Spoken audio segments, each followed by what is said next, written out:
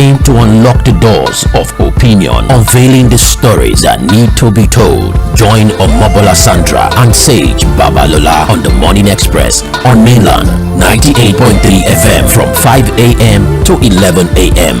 as we invoke the thought-provoking discussion, tackle the tough questions, challenge assumption, and give a voice to the unheard. This is the Morning Express on Mainland 98.3 FM. Welcome on board the Morning Express. Good morning.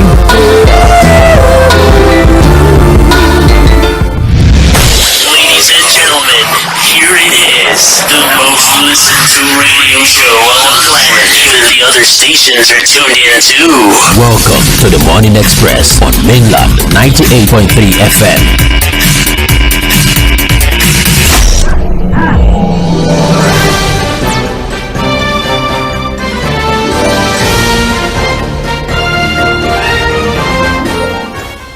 Good morning and welcome to Trends in the Papers on 98.3 Mainland FM, the sound of Lagos.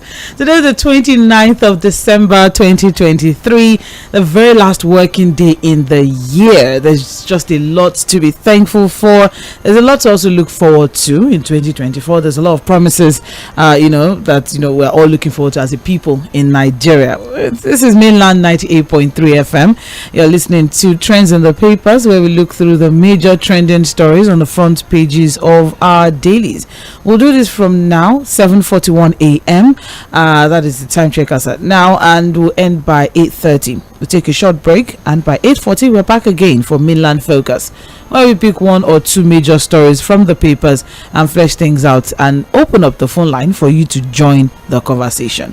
We're live on Facebook and YouTube, so please do well to follow us, subscribe to our channels, watch the program, comment, drop your comment in the live chat section. Would really appreciate that as well.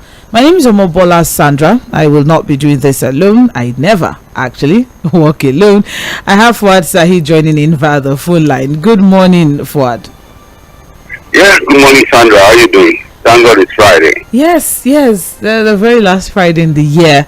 I don't know. I'm sure a lot of people will probably be closing very early today. Everybody just trying to put their things together for the new year. Do you have New Year resolutions, Fuad? Well, before any new resolution, I think we need to acknowledge the fact that this is the last trend in the paper for the year 2023. Woohoo! I'm sure you. It's been an interesting ride all through the year. It has been an interesting ride, especially this year was election year, and there was just a lot to talk about, and there is still even much more to talk about, because apparently things are getting really heated on the political scene, even as regards governance, as regards our democracy as a nation. This issue of Rivers State and all of that, we have even people in diaspora are getting concerned as regards the intervention of the president. What is going on and all, and there's a statement that I took away from what Nadeko said as regards the situation between Fubara and Wike, is the fact that this has gone beyond ethnicity or people of Rivers State. This is now a national thing, because one way or the other, you feel that maybe it is a threat to democracy. What do you think, Fuad?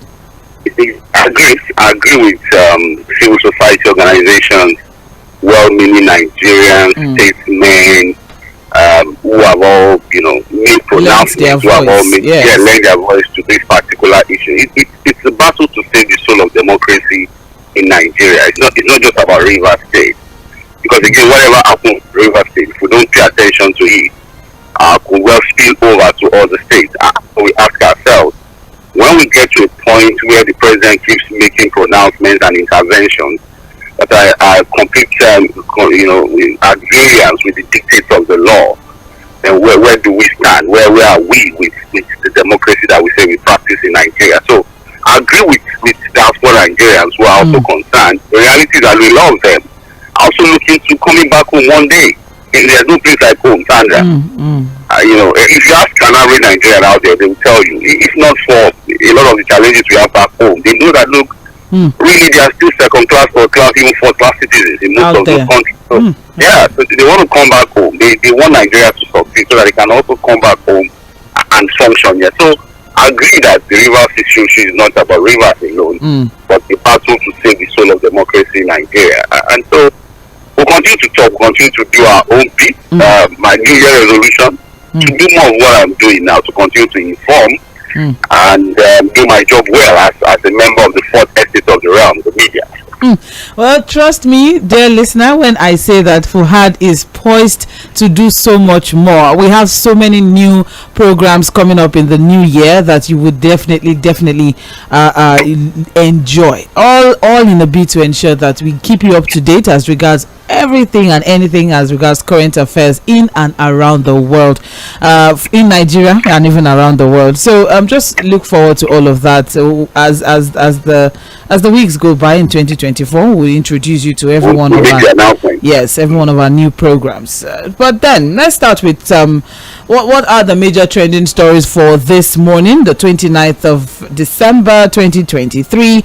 Time check is 7:45 a.m. and I'm starting with the Guardian newspaper. Jᴏɪᴜ is the man of the year for the Guardian. The Guardian's 2023 man of the year, Jᴏɪᴜ, and it says here Jᴏɪᴜ and Majesty of Democracy. It was quite an interesting run in the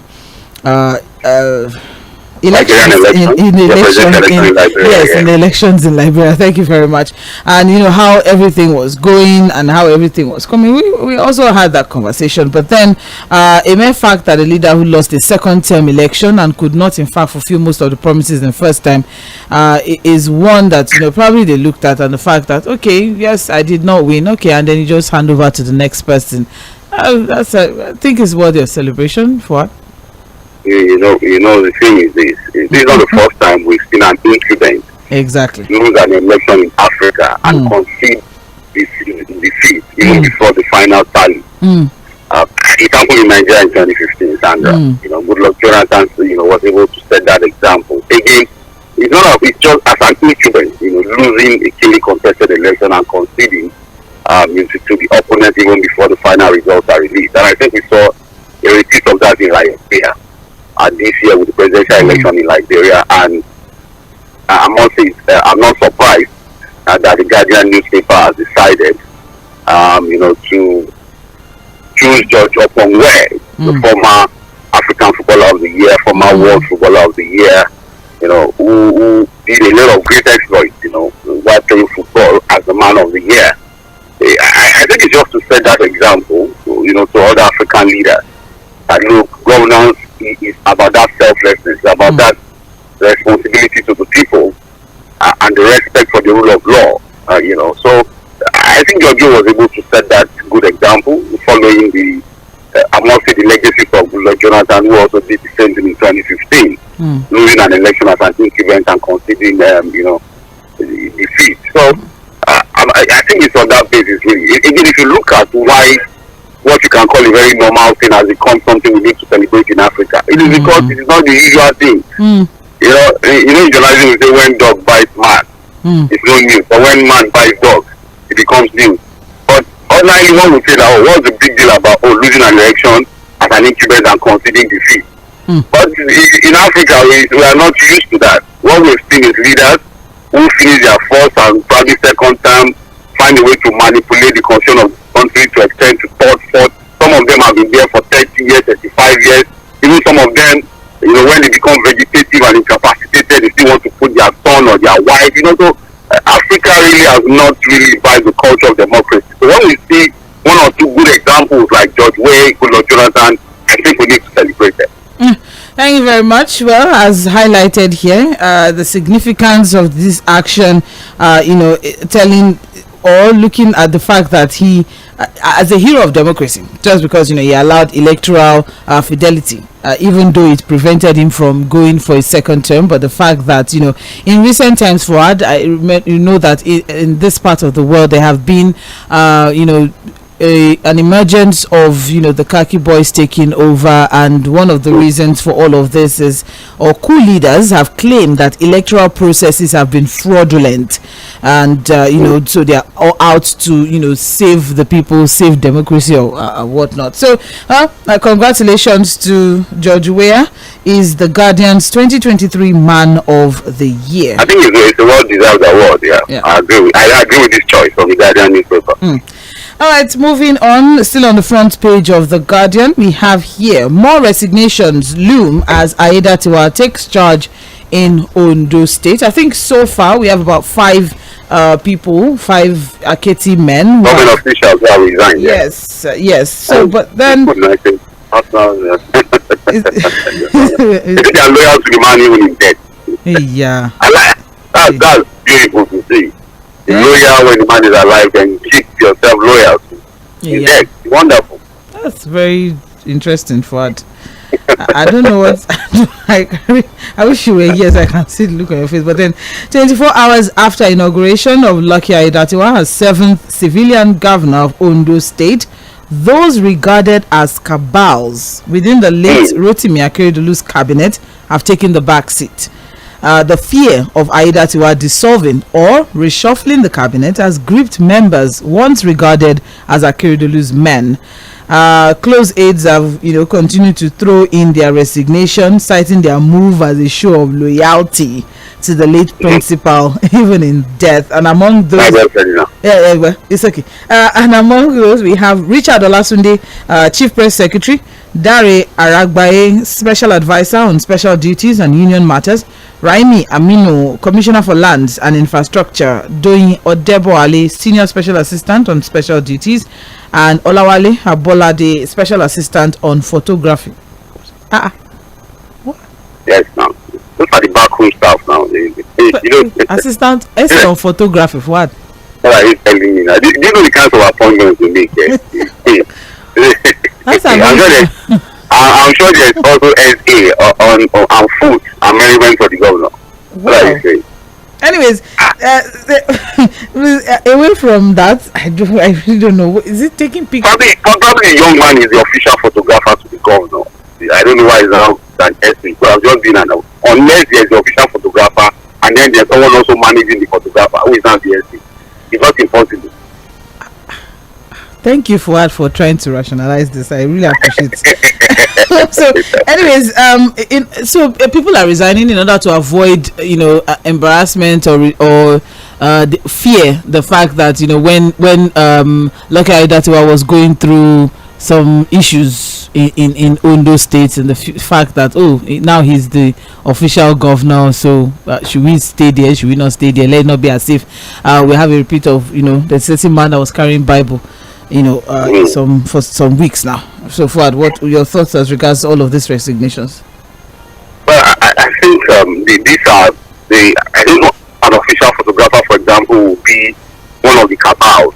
I was expecting on this list, we are talking about cabals, we should be looking at some commissioners. We saw a number of them who were trying to defend, all of the shenanigans that happened while the governor was absent. We saw the Commissioner for Information, I can't remember the name of that woman now, on low court that came on TV and completely embarrassed herself. We also saw quite enough, somebody like the chief of staff to the governor, yes, the secretary to the government of Ondo State, and even the speaker, although the speaker will say, look, you are an independent arm of government, so I'm going to retain my seat. But I think that, look, these are backroom staff of the governor. How they automatically become the cabal is what I don't understand. I think we're talking about people who really held on those states down. I think it should be some of the commissioners. I can't say all of them because, of course, these are essays, these are just special advisors. I think more of the cabinet members, the commissioners, not all of them. You remember that it was one of the commissioners that came out with the commissioner for, I think, energy and environment or something, that said that, look, hey, you guys are actually forging the signature of the governor, and I need to speak up. You understand? Yes. Thank you for reminding me. So, some of the cabinet members, and I think the Commissioner for Information, a number of them I know the chief of staff. I also understand that the secretary to the state government, and of course some national state assembly members too. But look, these investigations are going to come. Like I told you yesterday, I don't know how Aiyedatiwa would function now with some of these commissioners that made it clear to him while the battle was on that it really didn't even matter in the political calculation of Ondo State. Remember when he held a meeting, an ESCO meeting recently with them before he was sworn in? You saw that the purpose even made sure that he didn't sit on the seat of the governor, even as acting governor. And it was quite clear, from his looks that, he was terrified by the people that sat down with him, the cabinet members. So as now the governor, who now has the powers, all the constitutional rights to function as governor in Ondo State, how does he want to work with these people who have never hidden the fact that they are not even loyal to, they don't even regard him at all as anything? Would they also remain in the government, or we're going to see new rounds of resignation from these guys? But that would now be dependent on how Aiyedatiwa is able to put himself together. His leadership skills would have to come in, his managerial skills would have to come in, his emotional intelligence, how he's able to balance his emotions with the real ground would also come in, and how he's also able to win the entire people of Ondo State to his side, and then get into the murky waters of politics that's going to come as a result of 2024. So it feels like, look, all of the crises, controversies, intrigues are not over yet, Sandra. More is to come from Ondo State, trust me.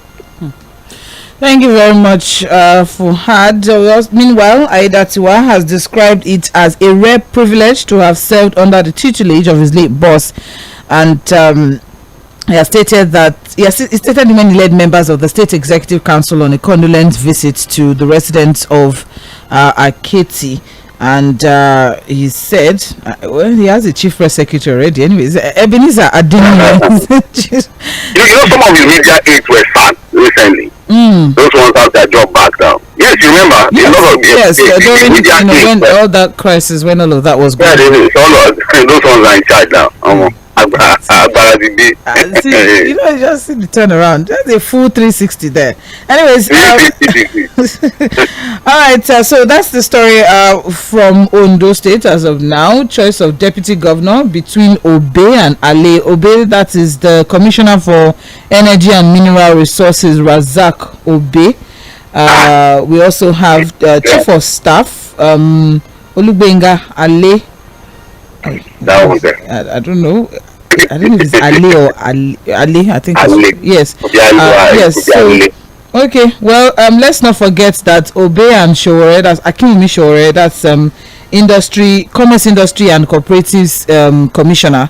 Both of them were the two cabinet members who refused to sign the vote of confidence passed on the late governor. Then also, let's not forget that, as Fuad also rightly mentioned, Razak Obe was the one who raised the alarm that the signatures of Akeredolu were being forged by some people within the cabinet. So we'll see. We're waiting to see the choice of Aiyedatiwa's deputy, whether it will be Razak Obe, the commissioner for energy and mineral resources, or someone else. Yeah, that's it. So it's the choice is between Obe and Olugbenga.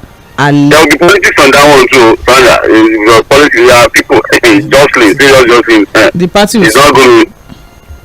I'm telling you that people are already jostling. They are all But it's all right. Moving on now, still on the front page of the Guardian, we have Plateau killings. U.S., France seek arrest of perpetrators as death toll hits 200. That story is on page 6 of the Guardian newspaper. So very quickly, the death toll in the Christmas Eve attack in Bokos and Barkin-Ladi local council of Plateau State has risen to over 200 as search for missing persons continue. Authorities had previously put the death toll at 163, with the police insisting 96 persons were killed. Anyways, the United States mission in Nigeria has condemned the attacks and killing in Plateau. The U.S. mission in Nigeria, in a short condolence message, described the incident as tragic. Similarly, France, in a condolence message released through the Ministry of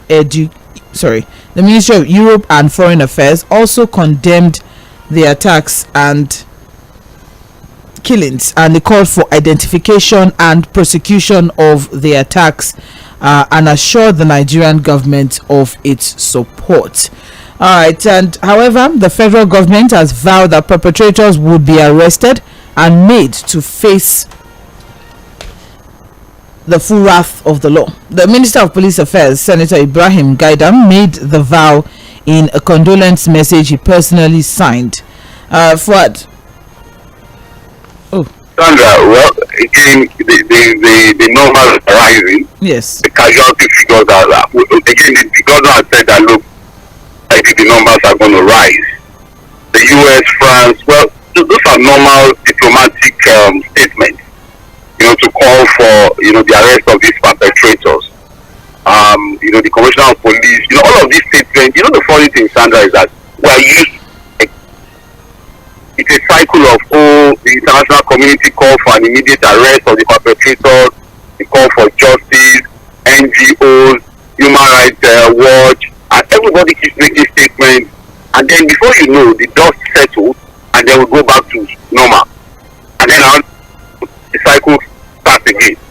Statements and all of that. I'm thinking that we should now go beyond all of this call for arrest and all of that. Can we really be very deliberate about resolving these issues? I remember when that of what happened, Sandra. How many years ago, Sandra? I think they celebrated 2 years, right? Of the massacre. Yes, this year. That was 2021. Not a single soul has been arrested. Not one. At least to our knowledge. What we saw were efforts by Amotekun to get some people arrested. There was the back and forth between the federal government and the state government. Yeah. And then there was a whole lot of issues. And as we speak today, there were massacre issues, like many others, remain unresolved. This recent massacre in Plateau State is not. If you look at the deadline, if you look at the list of massacres and invasions and killings that have happened in Plateau State, probably we don't even have a proper list of what has happened because of the numbers. The same thing in Benue State, the same thing in Nasarawa, in Niger State, in Zamfara. I just think that the president again needs to understand he has a very big job ahead of him. He has a big task ahead of him.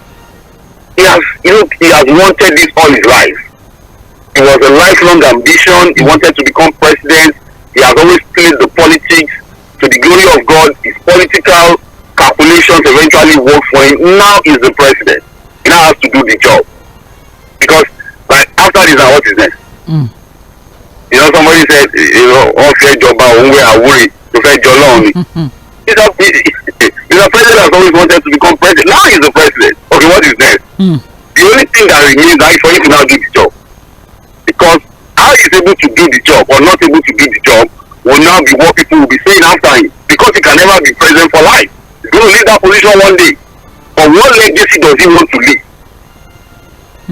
Taking his performance index, what record does he want to show the people now that he has become president? Because somebody will be president tomorrow too. But what legacy does the president want to leave? And his first responsibility, Sandra, is to secure the lives and properties of Nigeria. Every other thing is secondary. You want to build roads, forex, agriculture. It is somewhere that is alive that will hit. It is somewhere that you looking for dollar or no dollar. It is somebody that is alive that will drive on good roads or use the rails. His first job as a president is to secure the lives and properties of Nigerians. And if he fails in that responsibility, every other thing has failed. Thank you very much, Fuhad. Aptly put. Appreciate that. The story is on page 6 of the Guardian newspaper. Just a follow-up as regards the Plateau State killings. Moving on now, also on the front page of the Guardian, we have court extends interim order against INEC and PDP over defected Rivers lawmakers. That's also an update of sorts. A federal high court in Abuja extended the December 15 interim order restraining INEC and PDP from taking any action against the 26 Rivers House of Assembly members who defected to APC. And Justice Donatus Okorowo extended the order following an application by counsel for the embattled lawmakers Steve Adehi, SAN, and supported by Ken Njimanze, SAN, who appeared for the Rivers House of Assembly. So as it is now, application for extension of the order of the lifespan of the ex parte order pending the hearing and determination of motion or notice is hereby granted. So they can't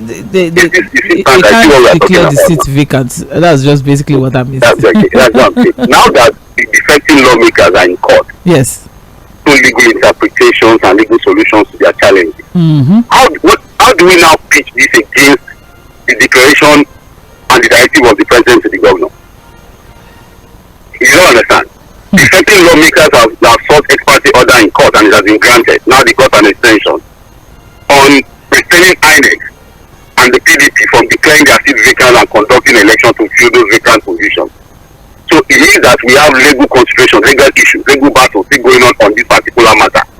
Is the presidential directive to governor not at variance or in contradiction to what is going on now? And this is, look, whatever the defecting lawmakers are doing in Abuja, it's also wonderful. That's how to deepen democracy. What eventually comes out of the court on this matter will become a reference point in our democracy, and it helps to deepen our democracy. That's why we are saying that this intervention of the president is not even helping democracy to thrive in the country. Look at all of the legal battles of the president too. On the issue of 25% in Abuja, all of those things when we had the presidential election petition. And everything went from the lower court eventually to Supreme Court. Now, whatever the resolution of the court has been on all of those matters has helped to further deepen our democracy and create some closure to issues around 25 certificates and all of those kind of things. I would have expected the president, who has always claimed to be a true Democrat, to allow the democratic process on this reverse matter to endure. Oh, they will say it's because of peace. Hey, the president has got the instrumentality of power. He has the army, he has the police, he has everything to say, hey, while all of you guys are looking for a legal solution to this matter, I will not entertain any attempt by anybody to cause chaos and crisis in Rivers State. When we talk about deepening the tenets of democracy in Nigeria, we have to allow things like this to endure. Let us get legal interpretation on defecting lawmakers. We got him from in the past. Let the court make pronouncements again on them. If they lose their seat, so be it. If the court said, oh, the way they defected is in order, so be it. We move on with it and we want to continue to deepen our democracy.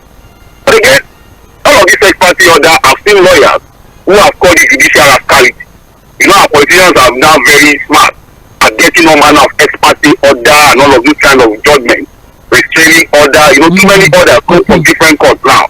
It's now the norm for our politicians.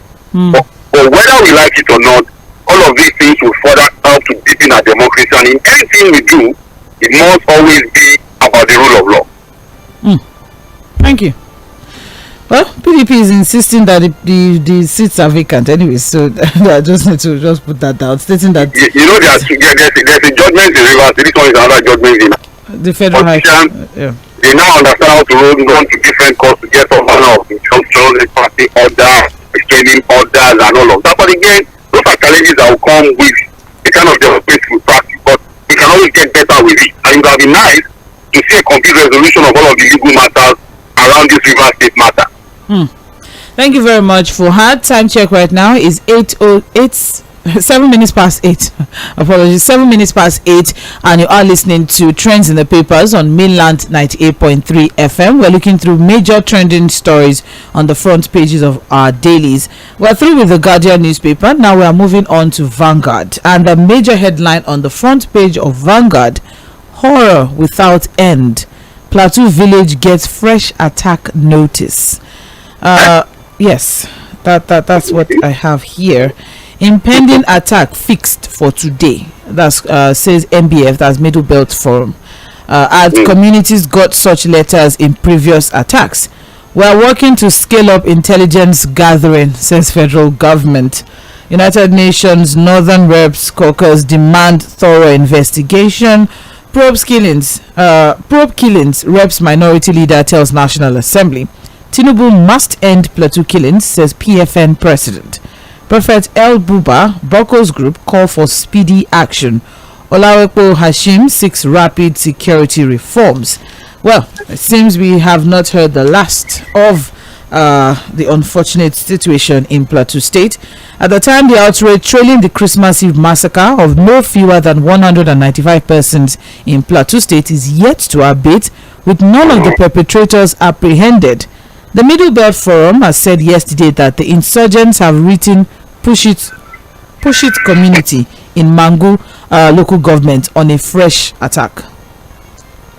And okay. Yeah, go on, please. Let's have the last. Okay. And the Deputy National President of MBF, Stanley Kavwam, said on an interview, a televised interview, and said the terrorists were planning to launch the attack on Push It community on December 29, that's today, disclosing that anonymous persons dropped letters of previous attacks on Mangu local government. Fuad. Can you now see what happens when people perpetrate crimes and get in criminality? That's what you get. The brazenness. So this is the complicity that we are talking about as regards the government. Sorry? This is the complicity. This is where complicity comes in. Yes. Why won't they be this bold? They won't, because they've done it, year after year, and nothing happens. No consequences, nobody arrested, nobody prosecuted, nobody jailed. So they'll be emboldened to continue to do what they are doing. And we are still on this one, still chewing, still money, counting the losses, and rolling out, the very unfortunate figures of the number of casualties. And here we now have that, look, letters have not been released again, that today we are coming again. Who are these guys really stand up? Who are these criminals? Well, according to Stanley Kavwam, he claims that the military is aware of the identity of the attackers and their hideouts, adding that some communities are still being invaded even as we speak. All right, and previous attacks in Mangu local governments, letters have always come. So the possibility of today's attack happening is high, according to Stanley Kavwam, the Deputy National President of MBF. So are we in a helpless situation, Sandra? On this particular one? Why is it difficult? Why is it so difficult? That's the question. Look, this is a question that year after year we have been asking. Especially with the insecurity in the north central part of the country. There have been different explanations. No, this one sold land to this one, it's about land. Look, I said it yesterday, Sandra. Yes, we understand that, look, there are some historical backgrounds to this thing. Or some people came from somewhere, they've been buying land, or some locals have been selling their land. Look, you sell land, you don't sell land. How can that even get to the point where you now start to kill yourself? You understand what I'm saying? Yes, there can be disputes, there can be controversies, that's why we have the law. You can go to court, you can use the instrumentality of the law to fight your case.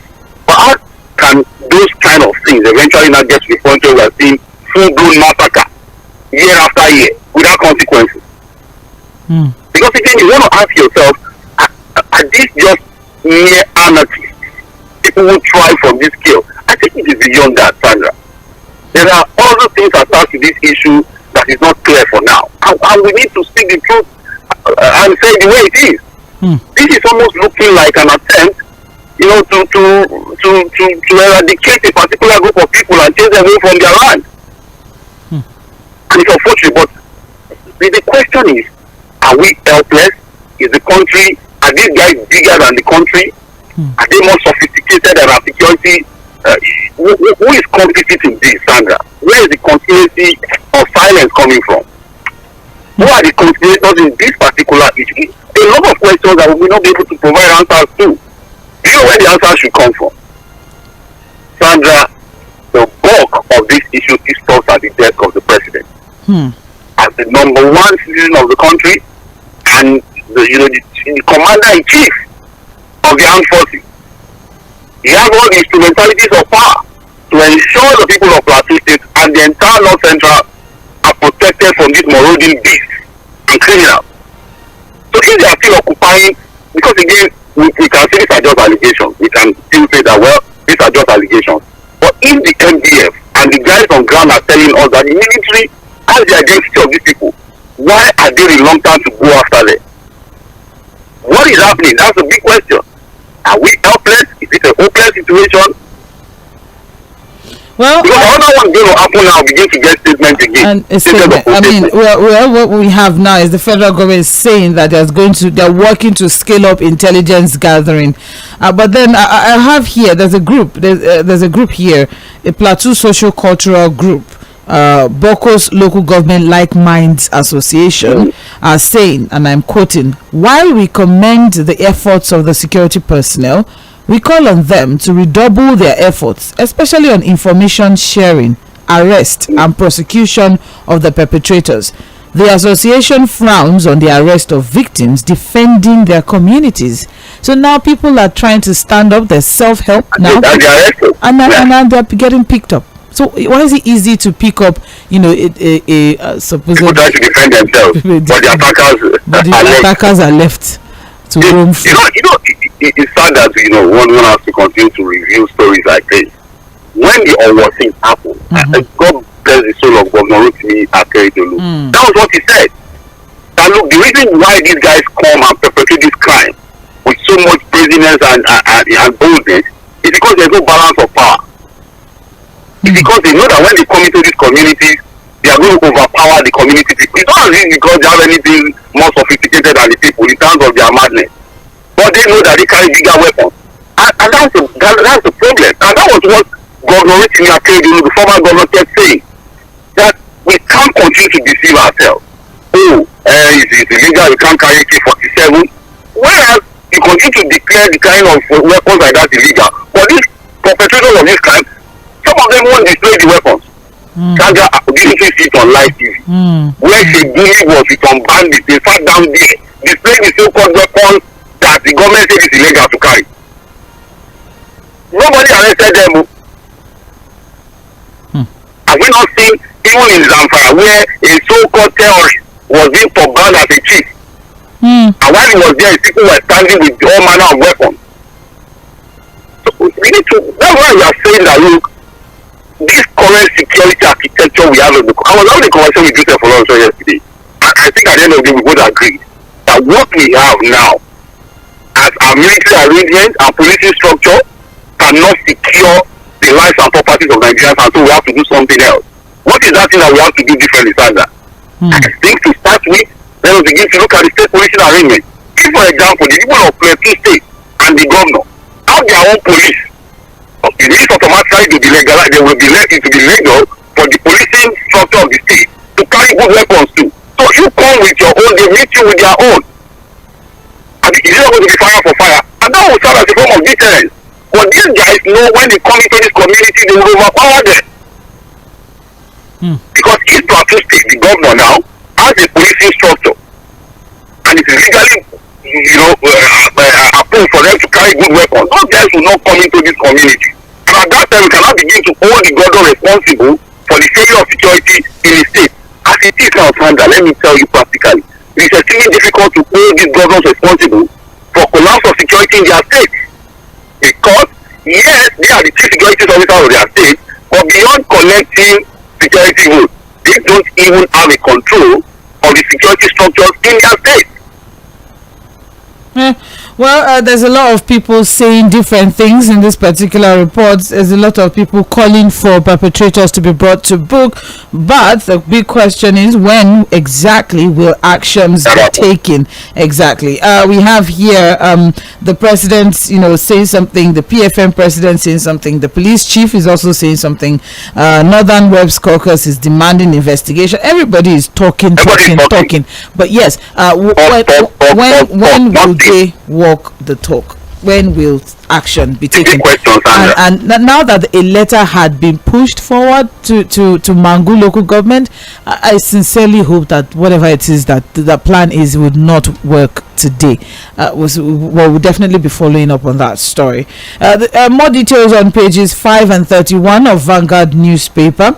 Let's move on now. Still on the front page of Vanguard, we have here Ondo, fear grips political appointees as Aida Toa takes charge.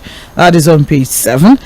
We also have go and raise your hands up and declare loyalty to him. Please, I just saw a interesting headline. You know that kind of thing, Alexander. They'll be fine. This is just well and Oeko kind of situation. Not one declare loyalty to Here we are. So we are here for the people. I have here also. We'll maintain 3,500 naira cement price from January, says BUA. BUA. So the thing can be just allow us, go on with our reality and stop. I'm sorry, I didn't get where is the 3,500 naira cement? Because we actually did some investigation on that one. Yes, we did. We went where there's not anywhere. It was not implemented anywhere. So how is it sustaining what has not been implemented? So you said we'll maintain it in January, and I believe. How do you maintain what has not been done? Well, maybe the report. I work in the brick and mortar industry too, and we have all kinds of projects going on. And I know that nobody has told me the report at 3,500 cement anywhere in the country. Well, he said, and I quote, that's the chairman of Boa Group, Abdul Samad Rabiu. He said, the price that we have set will be 3,500 naira per bag. X factory, of course, plus VAT, and then delivered to customers depending on the region. As you know, the factory that we have, one in Edo, the other one is in Sokoto State. So, for example, if you want us to deliver cement to you from Sokoto to, say, Lagos or Adamawa, the distance is quite far. So, dependent on the distance and dependent on the location, the price changes. What are we saying, Governor? We intend to keep that promise. What are we saying? Okay, you can see the confusion now. Even the 3,500 wait now. The 3,000 you are confused. Sandra, the 3,500 naira price tag for Boa cement would only make sense if it is at the retail end. That is the end users at the point they are buying at 3,500. Whatever you do at factory level, so far it is still getting to the end users at around 5,000 plus. You have not done anything. So what is all of this rhetoric? Is it just to excite Nigerians or what? Who is excited? Are you excited? Exactly. When the reality is different. That's what I'm saying now, that the only way Boa can tell us that we are doing anything 3,500 is when the end users at the retail end are buying at 3,500 naira. Right. But everybody is still doing over 5,000 and then you are maintaining what? 3,500 on paper. Where is it? 3,500. Okay. Now that's on page 8 of Vanguard newspaper. Above the masthead of Vanguard, we have here federal government to shut sections of Third Mainland Bridge for repairs on January 9, and that story is on page 8. We also have here Dangote refinery gets third crude supply of 1 million barrels. That's on page 19. So that's 3 million in total. That's 3 million in total, and they need 6 million to run per day. You'll get it. It's okay. We wish them all the best. That's interesting. It's also the food. We come with food. It's true. Little drops make a mighty ocean. Finally, from Vanguard newspaper, figure of out-of-school children worrisome, and that is coming from President Bola Tinubu. The story is on page 9 of Vanguard newspaper. Let's see if there is anything in the works as regards the fact that the president is lamenting as regards the alarming figure of out-of-school children. So the president has expressed concern over the school children in the country. When he received members of the National Working Committee of the APC, he said, and I quote, "We must address this issue by establishing more schools, recruiting teachers, and providing at least one meal a day for the school children, aligning with the progressive ideology we aim to pursue." So that is the president's strategy as regards out-of-school children. And we are still hearing statements as if we are campaigning. We must, we will, we shall. We will deliver it. We shall, we will. We deliver, it's still not promises. But again, like Professor Lsołyᴏ said, that he would begin to now evaluate the performance of the president after 1 year. Okay, maybe somebody like you should also try and tag along. And okay, well, it's just how many months? 8 months? But I think somebody did a calculation, Sandra, that look, if you spend 8 months in power, and you have how many months to go? You have 4 years. If you do 4 times 12, that's about 4 months. Yeah. So you spend almost about a huge chunk of what you're supposed to spend as president. almost half of your tenure is gone, because we know that the last year of the 4 years is for campaign. For politics and campaign. It's all right. So, but again, I think maybe when we do 1 year of this president, then we can now begin. But the promises are coming too much, are coming too many. We just hope that they'll be able to deliver all of these promises. Let's just keep some hope alive, Sandra. It's okay. Well, that's all from Vanguard newspaper. This is Mainland 98.3 FM. We have a few more minutes to go on trends in the papers. Time check right now is 8:24 a.m. We're moving on to the Nation newspaper. My name is Omobola Sandra, and I have Fuad Sahid via the phone line, giving analysis to the stories that we're looking through this morning. The major headline on the Nation: Ondo State will immortalize Akeredolu, says Aiyedatiwa. And we have riders here that says Governor pays condolence visits to widow Betty. Meets Tinubu. Jostling for deputy governor begins. Commissioner quits. Makinde declares 3-day mourning. That story is on page 4 of the Nation newspaper. I think, this is a story we've already treated from the past papers, so I think it's only we can move on. Ogun State Assembly passes 703 billion naira appropriation bill. That is on page 27 of the Nation newspaper. We'll see how that pans out. And we also have here GNI Plateau mayhem planned to cause chaos. More condemnations have trailed the mayhem that happened on Christmas Eve in 15 Plateau State communities, and that's coming from GNI. That's Jamaatul Nasir Islam. Stories on page 4 of the Nation newspaper. We also have here, just above the masthead of the Nation newspaper, 27 Rivers lawmakers win another battle in court. PDP insists seats vacant. That's on page 5. Labour Party fixes Senate form at 3.5 million naira. Reps 2 million naira. That's as regards the by-elections that will be happening February 2024. That's for houses of assembly, Senate, and National Assembly. Other position, yes. That's on page 26 of the Nation newspaper. So, governors are signing budgets, of course, as we begin a new fiscal year. I look at some of these figures, Sandra. I think a number of states have had their budgets by their state assemblies. But I look at the figures and it just shows the reality of most of these states, how viable some of these states. I think one of the states in the north was doing around 200 billion, just a little over 200 billion. Whereas you have in Lagos that is doing over 2 trillion budget. I'm even surprised that Ogun State is just over around 700 billion as their budget. Because you understand what I'm saying? Yeah, we have Abia State is 567 billion, Jigawa is 298 billion, Ekiti 159 billion, but 159.5 billion naira. That's Ekiti State. We have Bayelsa with 489 billion naira, Bauchi 300 billion. Kano 437 billion. So that's 6 governors signed their budgets into law yesterday. So Lagos is doing over 2 trillion. Yes, 2.1. The gap is huge, you know. It just takes to the reality of the viability of most of these states, their economy, how they are able to generate revenue, and their capacity to thrive as a state. Because if it is doing around less than 200 billion, I'm shocked. But again, and like I said, I'm even surprised that Ogun State doesn't have a budget of over 1 trillion at least. Ogun State too, that's 700. I must tell you, I'm surprised. Maybe it's already a beautiful state. Maybe we don't need so much projects. We are good.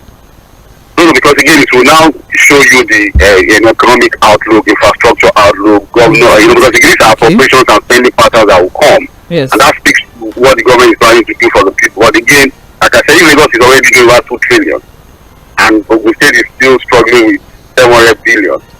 So basically, the budget of Lagos State is the budget of about 6-7 states put together. That's to tell you how big Lagos is. Economically, right? Economy-wise. Yes, we don't have the land size, but the economy is big. Lagos is big. Why are you happy? It's my state now. Even though there's a conversation I would not want to go into this. It's okay. It's all right. I don't think we are not big for nothing. It's okay, Fuad. It's okay. It's okay. You have started well. All right. Let's finalize things with New Telegraph. Story on New Telegraph. Major headlines as regards the Plateau killings, and of course other stories on the front page of New Telegraph. Shettima urges collective fight against poverty and backwardness. That's on page 3 of New Telegraph. We also have here OPEC faces declining demand and shrinking market share in early 2024. That's on page 8. All right. We also have here 2023 women who shaped Nigeria's polity. You can get all of that on pages 9, 10, and 11 of the New Telegraph. And finally, I said to IGP, differentiate special constabulary from regular police officers. That story is on page 4 of New Telegraph. Will be able to give a good Thank you. Because the chairman of the Police Service Commission, Mr. Solomon Arase, has called for urgent steps to differentiate special constabulary from regular police officers, and he said there should be a clear definition of their operation, including uniforms and rules of engagement. Well, you can get more details of that on page 4 of New Telegraph. That's all we can take for this morning on Trends in the Papers. Those are the major trending stories. We'll take a short break now, and we will be back by 8:40 for Mainland Focus. Stay with us. This is Mainland 98.3 FM.